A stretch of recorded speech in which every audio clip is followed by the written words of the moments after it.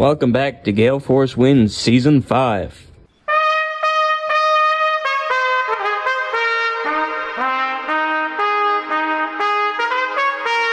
Folks, welcome back to Gale Force Wins. My name is Gerry Carew, and if you've been following us, we are an inspirational podcast. Every Tuesday evening, we release an inspirational conversation with someone in our community. And this person sitting next to me came to me through a text or an email or Facebook, and I've always been interested in music. I'm an amateur musician myself, play trumpet in a Jazz East. Damian Follett is his name, and I know just enough about him to be dangerous, so I'm not going, as I said to him before I hit record, I like to be on the edge of my seat, just as you may be, not really knowing, everything that he does and what he's doing. Damian, what I'd like to do is get you to introduce yourself, and you and I are going to have a conversation that we don't know where it's going to take us. Sounds great, Gerry. I love those conversations. So my name is Damian Follett, the middle name Gerard, just like everybody else around Placentia Bay. I've been a professional musician for probably, 4 decades. I discovered music when I don't remember this, but apparently when I was 4, 5, 6 years old, I was always singing and always acting out things, doing voices and things like that. And started playing the guitar. My older brothers tell me when I was 9 or 10, I learned how to play the guitar. I picked it up, but didn't take it seriously till I was 13 or 14. And I found my brother's records in my early teens, Gerry. I found Kiss records. I found Rolling Stones, Styx, and things like that. And I never looked back. I was like, right? I want to do that. Yeah. And I didn't know. I had no idea it was going to become a career. It was a 30 plus year career. I did it full time up until the pandemic. I've toured across Canada. I've been to Nashville multiple times to learn the craft of songwriting. I've been more of a songwriter in the last decade-ish, especially the last few years, writing a lot of material. And after the post-pandemic, had to change gears somewhat. Got some day jobs, and but it's all good. I'm still playing music, still doing shows, and still writing songs, and I love it. Amazing. It's still my passion. Well, there's so much about what you just said that I like to delve into, but let me first of all dig down into, was anyone in besides your brother, mom, dad, anyone musical, aunts, uncles, anyone? That's the story right there, Gerry. That's where it all comes from. All of my uncles played guitar. Most of them sang. Mom played the accordion. Dad sang.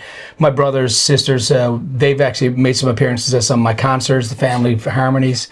All of our family parties, there was always music. We were surrounded by music. My cousins, like I said, my uncles, my aunts, everybody. We call it the Parsons family because that's my mom's side of the family. And the gatherings are all about music. And to this day, my uncles are all in their 70s and 80s. And they're called Mutter's Brothers. I'll explain that story a little later. But they all still play, and we all still play. And again, it's just, music has been, honestly, Gerry, it's been the one constant in my life that has never let me down. Yeah. People will let you down. Yeah. That's the way it is. And, you have letdowns in life. But music, I was talking with so many people today and at work that music changes their day. Like you're having a sort of a crap day, you put on your favorite song and it goes, things are different. Yeah. I feel different. Yeah. It does something to your brain. I don't know what it is, but I love it. I can't even imagine a world without music. No, because, and imagine a world where we had more music, Gerry, where we actually used it in politics, in religion, in the disputes we're having, in the debates we're having. Bring music into those rooms. Yeah. That's what I've always, tried to lecture my political friends about. Bring music in on all of these things. It changes the dynamic, the energy. Well, it's funny, not to get political, but the schools, I'll never forget, my wife worked in a school, which will remain nameless, and they built a new one, and the music room became also the cafeteria, which I'm like, that's really crappy, like, music's important enough to have its own bloody room. Sure is. And you're building, this was 25 years ago, so that'll tell you where the political will isn't. Right? Yeah, absolutely, yeah. But, obviously we all need to eat. We all need to get food and fuel in our bodies. But music is another fuel that we all need. I mean, I love the fact when you hear there's more art in schools. There's more. They're bringing like I've done a ton of volunteering over the years before the pandemic with elementary schools, bringing songwriting into the classrooms, getting kids creating their own music, shooting music videos, learning about about how to form a band, how to do the whole teamwork approach.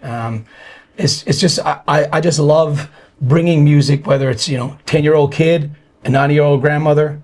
I think it helps everybody. Oh, I agree. So you grew up where again? Placentia Bay area, yeah. but in Placentia itself. Placentia, yeah. Beautiful area. It is absolutely. Softball was. Yeah. So music in Placentia. I never really asked this question of anyone before. When it comes to Newfoundland, Placentia seems to be a bit of a hotbed for a lot of musicians. There was. I mean, there's our friend Kevin Collins was did very well over the years in country music. There's been bands like Ice Device and Caper, like big bar bands around the island. There's been a lot of and there's talent everywhere. I mean, you walk in any kitchen at home, and just like it's kind of like in here with the Southern Shore, there's music all around, and a lot of families have a lot of music. We were just fortunate in our family that there was so much music. I mean, when you're at one of our parties. Yeah. There's no time to argue because everybody's jamming and feeling good about the music. Yeah. It's a great vibe. Yeah. That's amazing. So you were a young fella. How old were you when the influence of your brother's records came? Probably early teens, I think, was when I the first memories I have of it. Again, they told me I could, pick up the guitar at 9 or 10 and I could play some chords and, faster than they could and all that. But I just remember when I saw the Kiss, the Kiss Alive record, they had that, and I saw there was a Styx record and the Rolling Stones. I remember those particular ones, and actually a Harry Hibbs record as well, and of course Elvis. Dad had those. Yeah. And I just thought, wow, that's cool. I'd like to do that. Yeah. And I didn't know. That to get on a record, you needed a record deal. I just thought, I'm going to try to play music, and I kept playing music, and I was always going to play music, not realizing that it would become a career and a very rewarding career. And I've gotten to do so many cool, amazing things over the years. I met so many amazing people, had the experiences of a lifetime, and I guess this is a funny story. My two boys are now 20 and 18.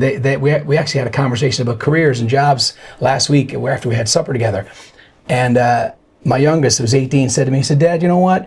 He said, "The fact is, you lived your dream." He said, "That's pretty cool." He said, "Not many people can say that after 30 or 35 years in a career." Because he said, he knows it. He said, a lot of people work at jobs, just because it's money. Yeah. But I was like, I don't care if I get paid. I was just going to play music. But then I got paid, and then I started getting more pay, and it ended up being a paid income for, again, 30, 35 plus years. I'm still doing it. Amazing. Oh, it's incredible.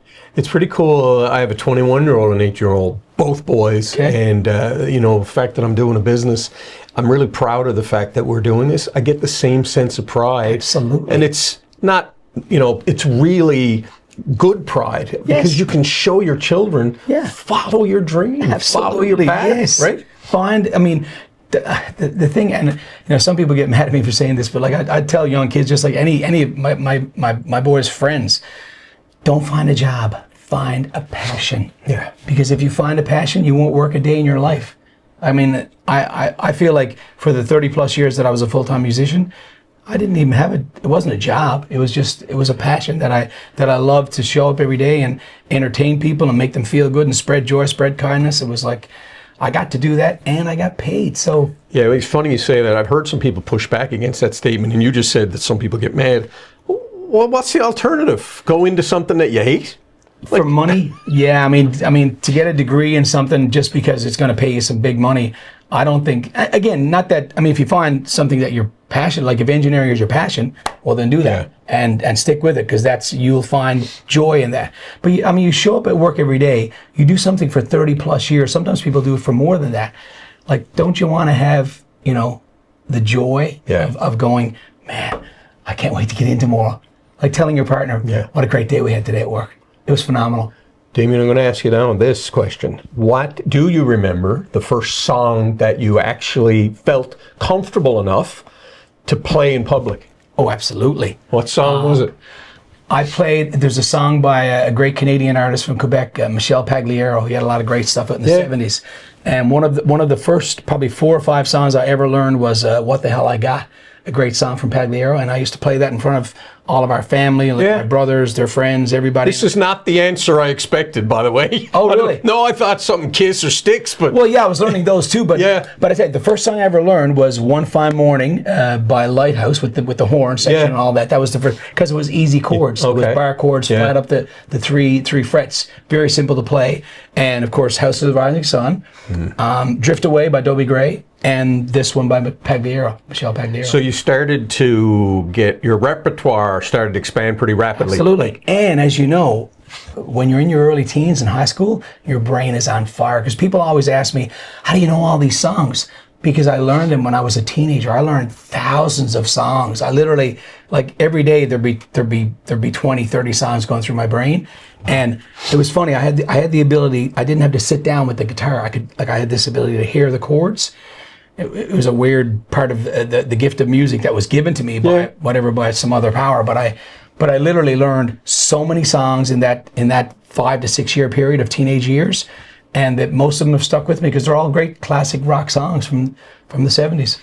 Just so when you're on stage, do you have some sort of prompting, or are you... Absolutely not. Jesus, Damian. Absolutely not. You're just I singing. refuse. Now, I will say, sometimes at a wedding, a bride and a groom will say, hey, we have this really special song by Tim McGraw. Yeah. I've never played it. The wedding is in 2 weeks.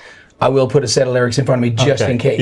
But I'll learn that sucker, and I'll sing it well, and I'll make a passionate version. Like, not that I don't listen. If people want to have the teleprompter and the iPad in front of them, that's fine, because it is hard to remember words. But I've always had a knack for retaining the words, the lyrics. That blows me away. I mean, as I said, I'm a trumpet player, and I would not be able to do anything unless the music is right in front of me. Now, it's a bit different. Yeah, sure. But still, you know. And I've seen, I went to this violin concerto one time with someone came in from Toronto, and she played for 2.5 hours. No music. And I'm like, I was in gobsmacked. But I've watched people like yourself on stage, and I'm like, how in the Christ? I mean, even the songs that you've written, your own songs. Yeah, like, those are the ones that confuse me sometimes, to be honest with you. I mean, I don't play all of my own original songs. No. And some people will ask for something from like 10 years ago. And I'm like, okay, let me try that. And then I get through a verse and a chorus just to give them a taste of the song. But again, some of the great songs too, like the record of Edmund Fitzgerald, for example, songs like that, they're so good. Yeah. You just never forget that stuff. It's so amazing. They're so powerful, and every time you play it, you get that same incredible feeling of like, oh my God, Gordon Lightfoot wrote this. Yeah. What a feeling. I was listening, I didn't realize Bob Dylan was in love with Gordon Lightfoot. Absolutely. I didn't know that, right? Yeah. It's amazing. And the Canadian Hall of Fame or whatever, he came up and did it. Anyway, you obviously have a talent. How many songs have you written yourself, would you say? Do you have I'd guess hundreds. I mean, maybe 500-ish, but they're not 500. There's a lot of bad ones in there too. All finished, or? Well, yeah. I mean, like, you know, but I mean, I have pieces of I have 1,000 pieces of songs on my phone. Everybody has these little voice memos. But I've written or co-written probably hundreds. Yep. I mean, I would 20% I'd bring out, to the public for demonstration and put them on a record. Mm-hmm. I mean, usually, Ron Hines used to say, like, write 100, you'll get like between 1 and 10 great ones, depending on how much good work you do. But you just keep writing. Do you make the choice about which one is good or bad, or do you ask some close people around you and say, look, what do you think of this? I play a lot of them for my girlfriend, for my boys, and just for friends and musicians. Yeah. And sometimes I'll play them at when we get together for jamming, and you get a reaction from people. You'll know right away, like, this is special. At a party, like, you break out a song on a 12-string, and people go, oh my God, when did you write that? And then sometimes you play other songs, and people are like, yeah, that's great, but that's not great. No. What is your favorite song that you wrote? My own? I'm putting you on the spot a lot here now. Yeah. There's... I like message songs. Yeah. Solo write, my favorite song is One Human Race. It's a song I wrote before the pandemic. People thought I wrote it during the pandemic because I was playing it during the pandemic on Facebook Live. Yeah. And I was dedicating it to all the frontline workers who were, essential workers who were part of all that mess.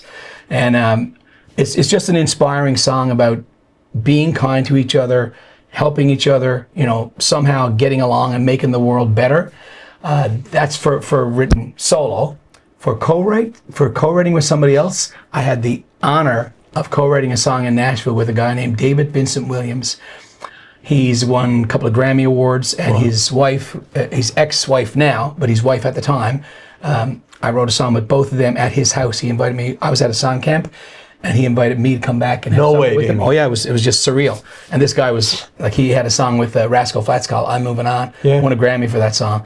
But anyway, we wrote a song that night, and a true story about his family story about racism called "Shade of My Soul." And Gerry, that song is powerful. I think because it's based on a true story of his family and his dad's side of the family. And boy, it's when you hear that song, that's something that I'm really proud of. So how long ago would this have been? That would have been about, I'm guessing, a decade. Maybe it was before COVID. Yeah, maybe 2015, 16-ish. So you're in Nashville on your own, invited down. How did that happen? I just wanted to go. I just over the years I've always wanted to go there, and back in around, I think it was around 99 or 2000, just as the century changed over. I was like, oh well, it's a new century. I'm going to go to Nashville. So I started going. I took one trip, then I took another, and then I took another, and I had some people throw some money into the fold because I was serious about the songwriting. Some investors, and I just ended up going there probably 25 times. You got to be kidding me. Did every songwriting class in the world, met all the great writers. I was lucky because I'm a pretty good guitar player, and I used to get invited to the song circles, and they'd pass me their guitar and say, play us one of your songs, because like a lot of people at the camps were sort of not at the level of guitar playing that I was. So I'd almost always get asked to come and join them and at the bars in Nashville. And I remember a guy named Hugh Presswood, who just passed away recently. He won an Emmy Award for the song Remembers When with Trisha Yearwood. He was sitting in his circle, they played a song each, and he looked back at me and he said, guy from Canada. He didn't even know my name. He said, come over and play us one of your songs. And I played one of my songs on his guitar that he had written that song on. And it was like, again, cool experience, so inspiring, and it just makes you want to get better.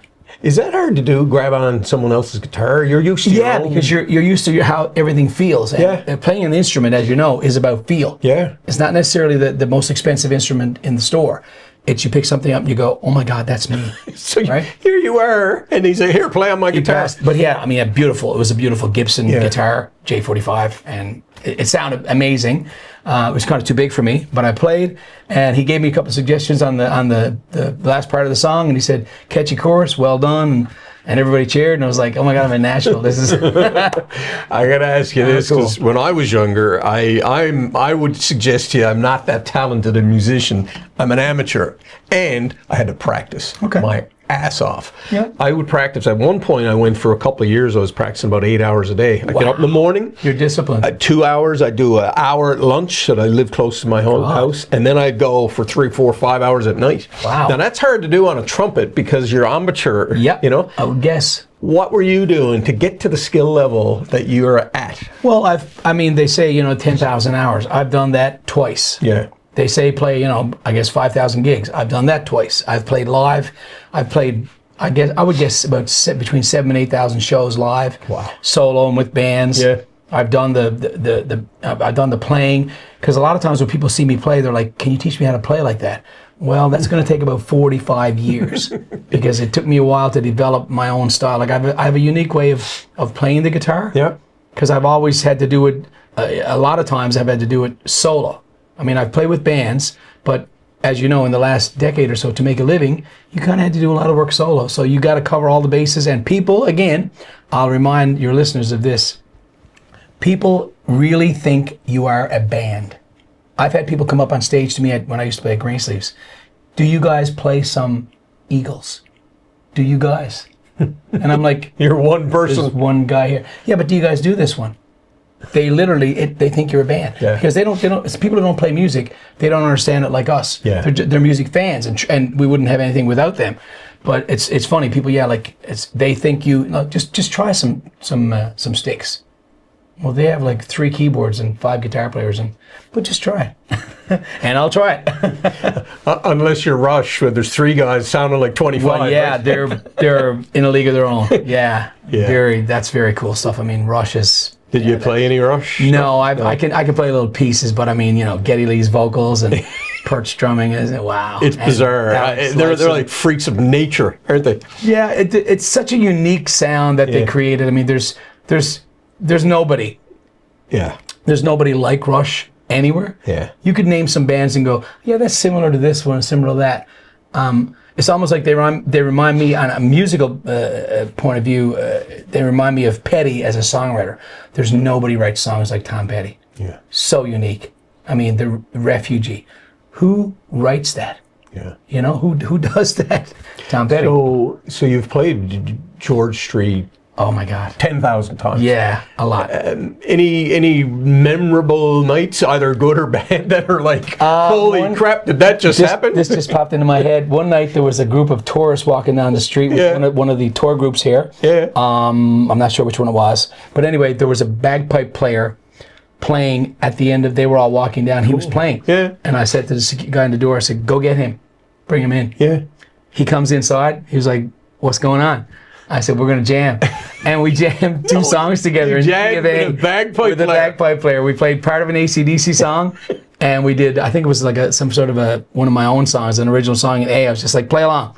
And he just did solos, and the place erupted. So bagpipes. I always wanted to play with a bagpipe player. Because I love the sound of it. That's funny. So do you like interacting with the people? Oh my God, that's the reason why I've been able to survive and thrive in this business for 40 plus years.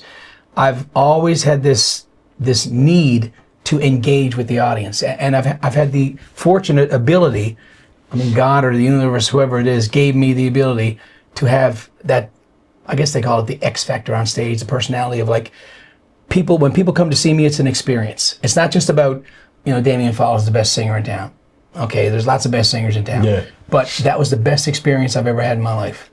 That guy put off a great show. And I always tell young musicians, if they want some advice, show up and deliver every single time. Because that guy in the back who's had a few drinks and is out with his wife for date night, make it the best night they've ever had. Yeah. Why wouldn't you want to do that?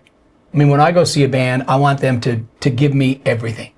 Like, just put it all on the table, guys, because I'm here. I paid my money. So funny, I went downtown one time with my wife to watch Trooper. I don't know if you were there. Oh, love Trooper. I love them, but I tell you, they were an hour and 45 minutes late. Whoa. And I don't know what the hell was going on, but boy, oh boy, they mailed it in that night. It's like, I'm thinking there might be some substances going on here. Yeah, well, they're on George Street. Maybe something happened before the show. Right, a funny thing happened on the way to the gig. Yeah. But I mean, Trooper, we opened up for them a couple times over the years. One time on the mainland and one time at the Salmon Festival in Grand Falls.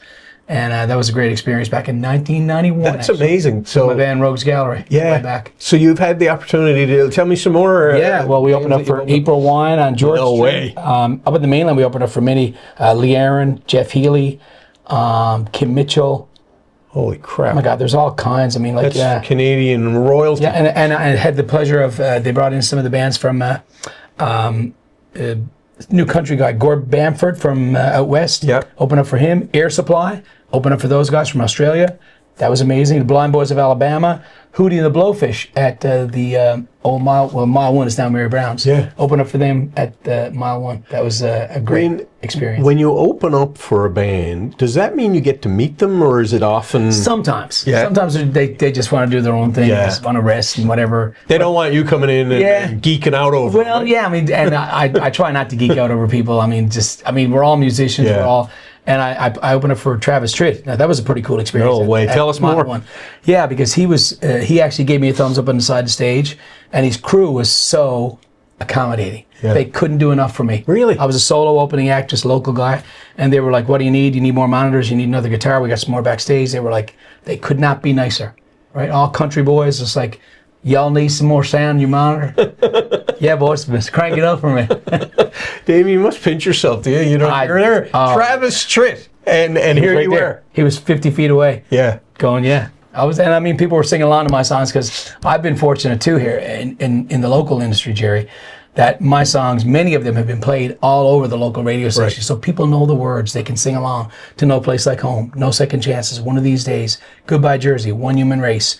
There's so many songs that people can engage with, and that's the best. When you can get people singing along to your own stuff. Yeah. And I mean, at Green Sleeves over the years, there's been some powerhouse shows down there with, I've had like American military guys walk in and just be, gobsmacked by the music, and they can't wait to get home. They hear No Place Like Home, and they're like, man, that song takes me home to Kentucky. Yeah.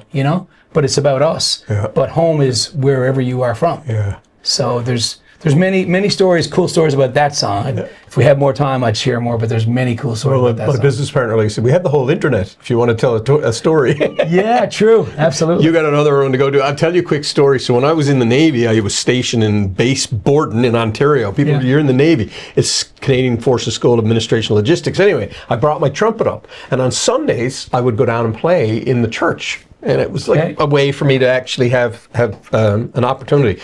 This is a bit of a challenge story, and I'll tell you. Okay. So a trumpet is a B-flat instrument, and the organ had a transposer switch on it. Yeah. So we had practiced, everything was fine. What I didn't realize is the lady switched it, and then I come in on a note that was the note. Oh boy. And the organ was actually in a different key. Oh, and that hurts. It was embarrassing. Yeah, that hurts. I mean, that was what? I was 19. I mean, that's almost 40 years ago. That's. I'm going somewhere with this. Do you have any similar, like you're getting ready to play, and I don't know, like. Yeah, like capo in the wrong place. That's happened. I mean, like, because, and the way I am too, I play many different keys, as my bandmates know. It's like they want to make sure, like, what key are you in for this one? Because we don't want to start in A. Are you in A flat? It's like, give me the notes so that we can know. But I've jumped in on a wrong capo many times over the years. So when you handle that, what do you do? Do you stop? You stop playing. Yeah. The band got it. Just put it back. Just because I can hear it. I mean, you know right away. Oh yeah. Everyone in the band's like, what is that? I actually like a band that, if they make a mistake, like a couple of times they've stopped and, oh my God, sorry about that. I'm trying to remember who did that. Who's the girl that wrote Stampa? What's her name? Anyway, she did it. But what I loved about it, the authenticity of the band, you know what? Yes. We just screwed up. Sorry about that. Now here we're going to play it right. It makes listen, the good news is you can make a mistake in a band. It's not life or death. It's just like, oops, let's start again. 1, 2, 3, 4. So I'm going to ask you a little bit about the future now. I know you have an event coming up. Talk a little bit about that, and then we'll talk more about where you see your music career taking you. Yeah, so Saturday, April 12th at the beautiful Majestic Theater. I have my third concert in the last 2 years. We sold out 2 last year, and this one's getting there, almost sold out. So, and this time we're doing, I always try to do a bunch of my own songs to open the show. I'll do a solo set. And then I bring the band. Now we're doing some Gord Downey and the Tragically Hip. Wow. And for the last set, we're going to do a 6-piece band, add a keyboard player, and do some Bruce Springsteen and the E Street Band. That's challenging stuff. Is it? Really? Yeah, very, oh my God. The Bruce vocals are just, it's not that he's, the best singer in the world, but he's so intense and is that grit, and I just love it. I've sang it for years, but we were rehearsing last week, and it's going to be a phenomenal show. We're just super excited, and right now too. I mean, everything going on with Canada and the U.S. I mean, this music is something that can bring us all together, I believe. So I think that's it's a night of a night of joy, a night of unity, a night of coming out and music and friends. Yeah. So April 12th, and tickets are available at majestictheaterhill.com. Still some available, and I guarantee you guys, if you come out, it's going to be a great show.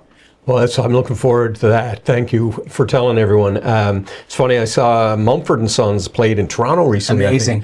I saw some posts. Did you actually see it? Or no, but they are amazing.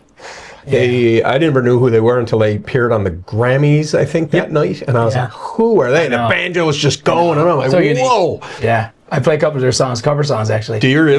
In some of the shows I do, yeah. Do you have a do you play banjo as well, or No, just I wang it out on the guitar. Really? Harmonica, yeah. And it comes to life. Yeah. You do your own version.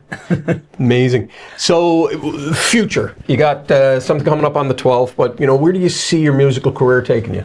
You say you're doing a lot more composing. Yeah, a lot more writing these days. I mean, I'm pitching songs all over the place. Still pitching in Nashville.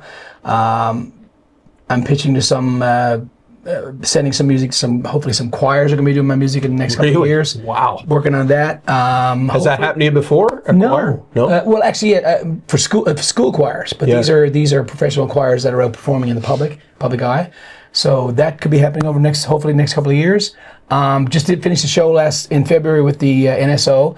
Hoping for more of that in the future because that was absolutely mind-blowing. 50 musicians on stage and just wow, and all super talented, and the conductor, and just it was surreal. And I'm hoping again, if all goes well, in December I'll be on stage with the Divas show in December. That should be an interesting and fun night, and hopefully do some songs with the youth choir. Yeah.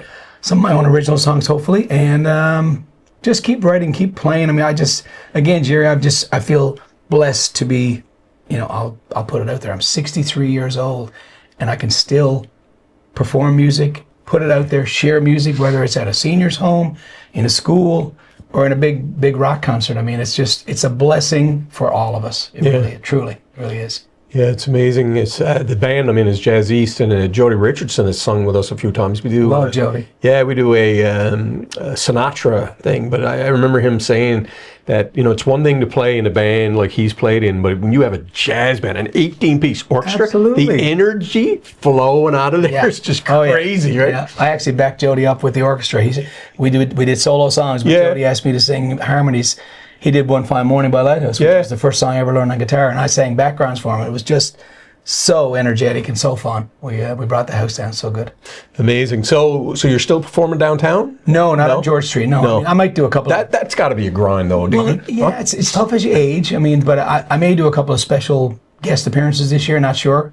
I've been talking to a couple of people about that. But I do some happy hour gigs around town. Lots of private stuff and corporate gigs, and hopefully a few festivals this summer. Yeah. But wherever you can play guitar. Yeah. And I mean, even playing at home, I just love to play. Yeah. It's funny, all my career, I would keep my trumpet in my case. Yeah. And during the pandemic, I started working from home, and I realized, you know what?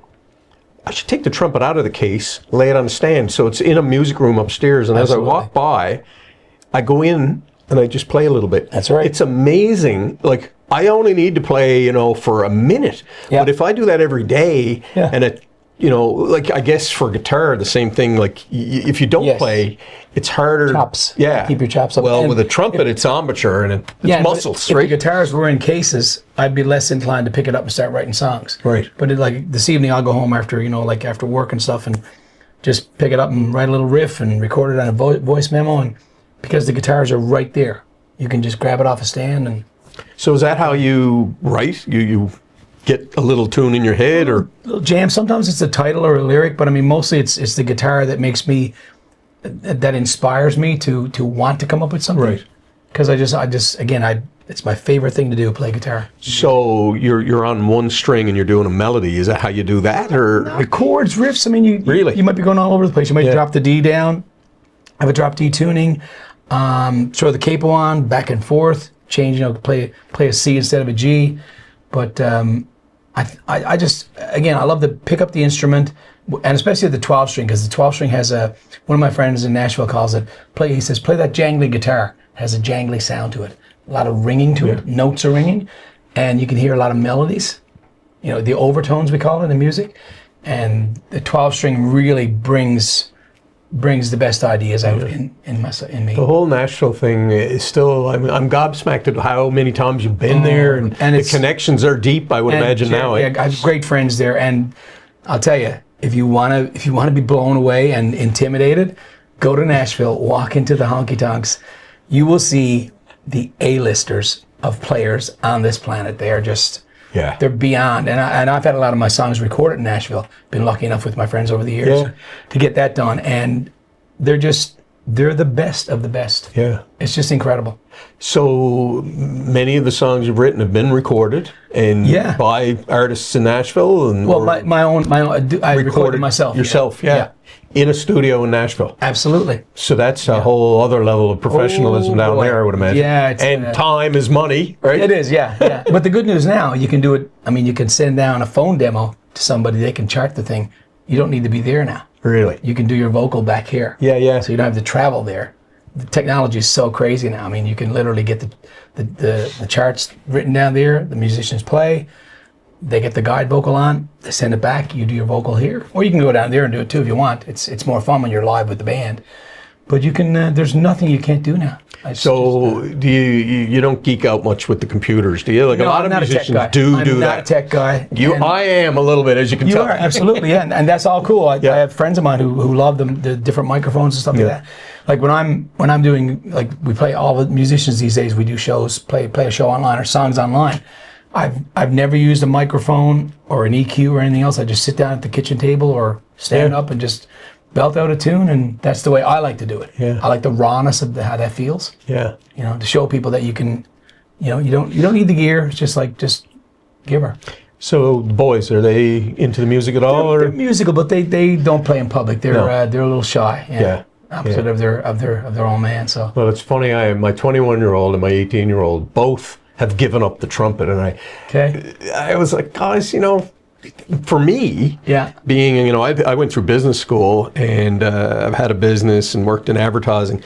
The music has been such an important part of, not I guess, a de-stressor. It's absolutely. And I told them, I said, I want you guys to have that in your life. Like, I feel bad for someone. Like, I talk to people sometimes, and I'm like, oh, geez, I don't have a note. Like, I can't sing at all. That's why I stick a trumpet in my mouth. Stop you from singing. Imagine, I struggle to understand how someone not having music, the ability to have music, and play it. But the thing is, they can get it. They listen, and they feel it in different ways. I mean, I've witnessed, music is so powerful, as we both know. I've been at seniors' homes where there's people with dementia. Yeah. And something will click in their brain and their soul.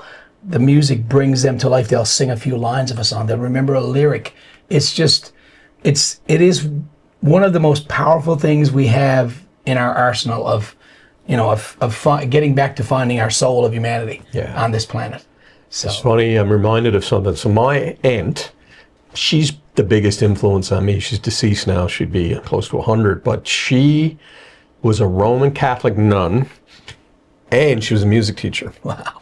And it's funny, I used to play, like, we'd have stand-up piano, right? And she's playing, and I'm young, and I'm playing the trumpet, and it used to irritate her. And I'm like, she said, can you move it over there? And I'm like, well, the music is there, so it used to be this little banter between us, well, if the problem is my sound is going right into the piano through her ear. But she said to me one time, she said, I don't know what you think of this. She said, I love music. She was a piano player, violin and viola. Those were her instruments. Yeah. And she said to me, be careful about what you do with your music career. She said, because I took it on as a job, and it became a job.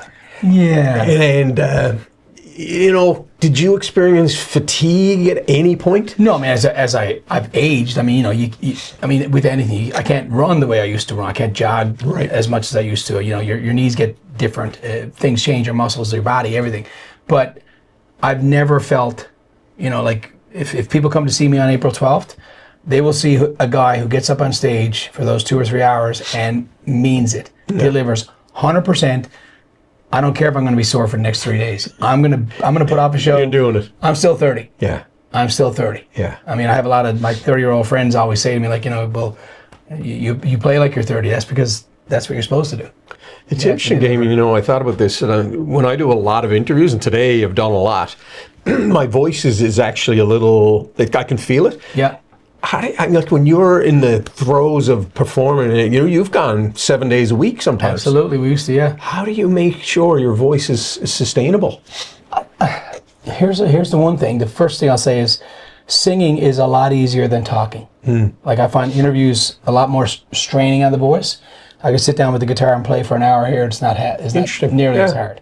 because I think it's a more natural feel, and it's more, I guess singing, that's what you want to sing, but you have to talk, you have to promote, you have to, you need to get out there and tell people about your story. But I find over the years, and people who've played for a long periods of time, Jody would probably agree with this, people like that, people, Barry Canning, people who've played for a long time, you learn your voice, and you don't make the mistakes that you made when you were 30. Right. Because I thought years ago I could sing anything. This song, that band, this artist. But you figure out, oh, that's not my range. I have this many octaves. This person has more over here. He should do that. So I'll sing harmony on this one instead of the lead vocal. You learn your voice, and you learn how to. I mean, years ago when I was younger, I used to lose my voice. We've all gone through that of getting it. I don't know if I ever had nodules, but I had sore throats many times, canceled shows.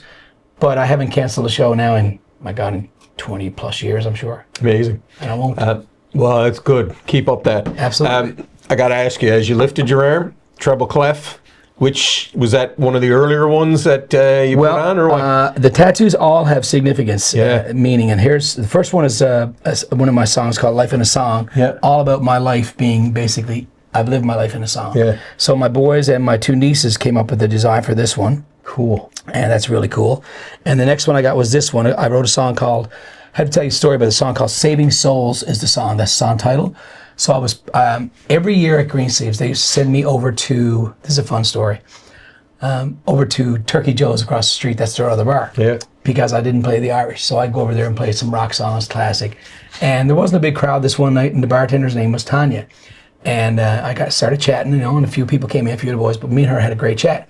And I said, so what are you doing in school? And she said, I took a break from school, going to med school, but I took a break. And I was like, wow, you're going to be saving lives, Tanya. That's pretty cool. She said, yeah, but Damian, you're saving souls. And the next day, I wrote it down, and I went home and wrote a song called Saving Souls. That's where that came from. And it's true, music does save souls. Yeah. Right? And the third one, my son designed all this. I needed sort of a music logo, my son Sean. So his initials are here, my initials. And I put one human race because of the globe, sort of similar to a globe, the world, and bringing people together with that song. And this lyric here is from a song I wrote about my boys. It's called, the song is called Slow It All Down, because as you know with kids, time goes way too fast. Yep. So it says, this life goes way too fast, wish I could slow it all down for Taylor and Sean, that's my boys. So that song is about just basically fatherhood and how things just fly. I mean, I sat down with them the other day and I was like, oh my God, you're 20 and 18. Where did that time go? I wish they were 7 and 5 again. You're going to make me emotional now. Oh, listen, that's our children are around the same ages. And, my oldest is in Nairobi right now. Wow. He's there for 4 months. And I miss him, Absolutely. And, it's interesting. My youngest just got a job down to Belbin's. Yep. First job. Yep. 17. He's going to be 18 soon. There you go. So, yeah, you're right. Life goes by. But you know what's cool? You can actually write a song about it. And absolutely. You are saving souls. Yeah, absolutely. I mean, the next tattoo I'll be getting is, I'm going to put, my mom actually inspired a song called Hey God, because we used to have conversations about God and the world and why doesn't God fix things? And Mom was like, why don't you write a letter to God in a song? And I was like, oh. And I did. I wrote a song called Hey God. It's all about questions to God, if you could talk to him. And I'm going to get a cross and put the title Hey God in honor of my late mother. So, Damian, it's a song for everybody, Jerry. It's quite obvious to me that you're incredibly passionate and you feel, not feel, but you are saving souls, Truly, I believe that. Well, we've had a bit of banter back and forth on text, and it was interesting talking to you, I could tell you're just so passionate about it, and you started when you were basically... when I was old enough to yell. Yeah. It's like... And you're still at it. Yeah, so, and I'll do this till, I hope to be like Tony Bennett, to keep playing shows till I'm 90, We always ask people that we have on as a guest to give a bit of advice, be it life advice or musical advice. I'm going to ask you to give some advice about, life and music, whatever way you want to take it. Man, I don't like to, I guess advice is a tricky word. I don't want to be lecturing people, but I mean, my philosophy is like, let's encourage each other, let's be kind to each other, let's support each other. If there's somebody struggling, reach out to them, try to do something for them, play a song for them, let them hear a song. Use music as a force of good in the world, and it's not all about hit songs on the radio and money. It's not all about that. It's about the impact that you have in the time, the little bit of time that because time goes fast, life goes fast. You might get 100 years if you're lucky. But for the time you're here, I have another song called Leave This World a Better Place. Like, leave it a little bit better than when you arrived. When you got here, it was this way. People are going to say, yeah, man, he or she, they did a good job. They really spread a lot of good vibes. Because I think if we all, tried to get along and figure shit out together, I think we get a lot more done. Yeah. I truly believe that. That's the way I feel. Listen, everybody got their beliefs, and we're all entitled. That's a free country. So, Damian, as I said to you when I started, I love music and I love musicians. And last question is the juxtaposition of music and business. I always find those things very interesting because most musicians that I meet, they're their own small business. Yeah, truly. That is not often easy for a musician. No. Right? Tell me a little bit about that, and then we'll say good night. For the 30 plus years before COVID, I hustled. It was a hustle. You got to. While I played Green Sleeves for 20 years, I realized there was all these young musicians coming up, and if I didn't show up and deliver every single night, 4, 5, 6 times a week, my job would be replaced. Everyone's replaceable. But I created something where they wanted to keep me there, and people wanted to come see me over and over again, and word spread, and I developed, a solid reputation, and as a result, I still get jobs these days. I get calls, and people come to see my shows when I do my shows at the Majestic, and I guess for the most part, I got the respect of fans, of the public. Yeah. So, but yeah, it is a hustle. You have to hustle for sure. But I'll tell you one thing that's obvious to me, Damian, you've worked very, very hard in your life. Thank you, I appreciate that. Well, we all work hard. Listen, people work hard. Teachers, doctors, lawyers, nurses, you name it. People are firefighters, police officers. Soldiers. Yeah. There's people who have real tough jobs out there that they face a lot more, tough situations than getting up on stage in front of, 1,000 people or 10,000 people. I just feel, again, so privileged, and I mean that, so privileged to be able to do this all of my life and to still be here at this age and still be, supported by the community. So. Well, I'll tell you this, you know what? I think it's what you do, your skill set, is more important now than it ever was. You think about what's going on in the world, and that's why we created Gale Force Wins. The amount of negativity, I got off X, by the way, I couldn't handle it anymore. I know, absolutely. I've been immersed in digital marketing now since 1999. Yeah. But that's the one platform I could not take anymore. My point in it is that the positivity that you exude is needed more now than ever. And I think so too, and I think not just me, but musicians in general. We can all come together and we can change this world. I get back to the song I wrote called "The One Human Race." Yeah.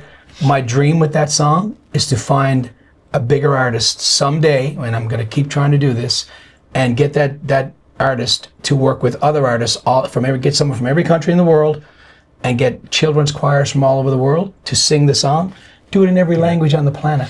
That'd be Bring us together as one human race. Yeah. And I think it would really be a game changer. That's amazing. So if there's anybody out there looking for a song called One Human Race to change the world, you can look us up. Good luck on that. You'll get one of the largest, most famous musicians in the world. Hey. And then they'll call you Damian Follett. He's an overnight success. We're all overnight successes, Gerry. Anyway, Damian, it's been an absolute pleasure to have you on board. Absolutely, my friend. Thanks for coming over to my studio. I created this for this very reason, to be able to tell stories about people like you. Thank you for joining us. Thank you, sir. Great energy, man. Great energy here. Cheers. Thank you for tuning in to Gale Force Wins. That's Gale Force Wins, WINS.com.